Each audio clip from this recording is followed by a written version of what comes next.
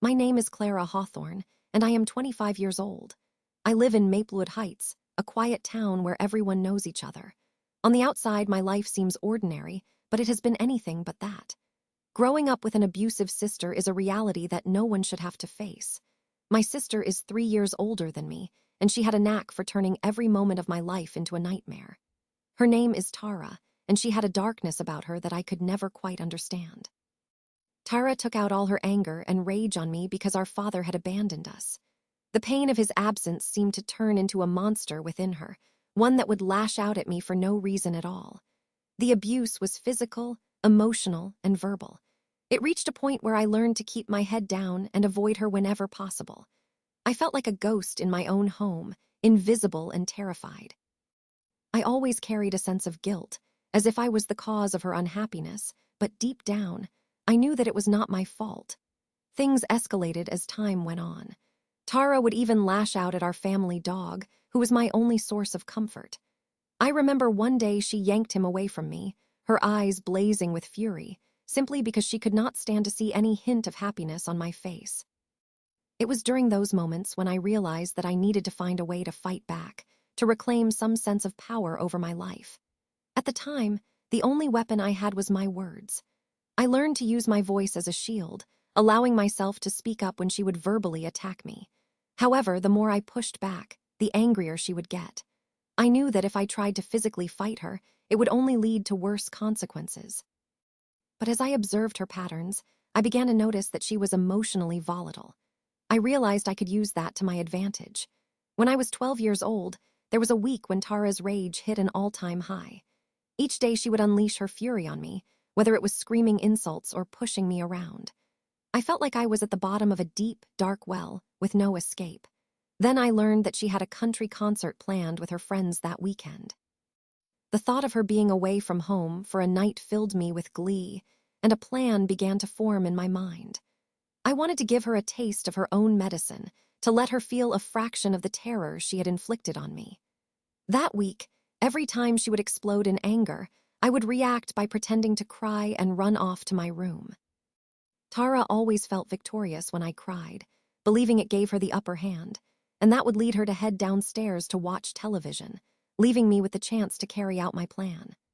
I had stashed a wasp trap in my room, and every day after her outbursts, I would sneak just under a tablespoon of its solution and mix it into her shampoo and conditioner. It felt empowering to know that I was taking steps to get back at her for all the pain she had caused me.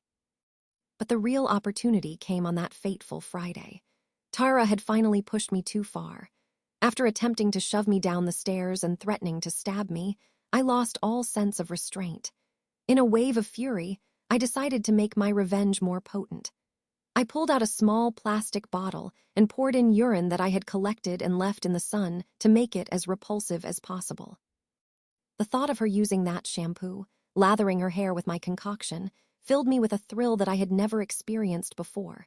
She was none the wiser, and I made sure of it. I was meticulous, covering my tracks by replacing the tainted products with diluted soap and water. On concert day, she rushed to shower, giving her no time to suspect anything. My heart raced with excitement as I imagined her reaction when she would wash her hair. I didn't have to wait long to find out. She returned home that night, looking defeated and miserable. Her friends had been swatting away wasps all evening, and they even mentioned that there was a terrible smell surrounding her. Instead of being able to enjoy the concert, she was left scarred and humiliated. Later that night, I listened quietly from my room as Tara sat on her bed, sobbing and confiding in my mother about how the girls kept whispering about the smell and how embarrassed she felt. I couldn't help but feel a rush of schadenfreude wash over me. It was incredible to watch my plan unfold perfectly. For the next 2 weeks, she was so consumed by her own misery that she didn't even have the energy to lash out at me. I reveled in the victory, savoring each moment of peace I experienced without her torment. This was the only time I acted on a revenge fantasy, but I can say with full conviction that I have no regrets. Looking back, I see how it might seem drastic, but when someone relentlessly abuses you, it can push you to the edge. I learned from that experience about the lengths I was willing to go to reclaim my power, and I know now that I would do it all over again if I had to. That night marked a significant shift. I finally felt like I had stood up for myself. People often think revenge is a sign of weakness, but for me, it was an awakening. I realized that I could take control of my life, and from that moment forward, I vowed I would never allow anyone to bring me down again. I may have created a monster in my sister, but I also discovered my strength. Today, in Maplewood Heights, I am not just Clara Hawthorne, the victim, but a woman who knows how to fight back, to take a stand against those who wish to harm me, without ever looking back.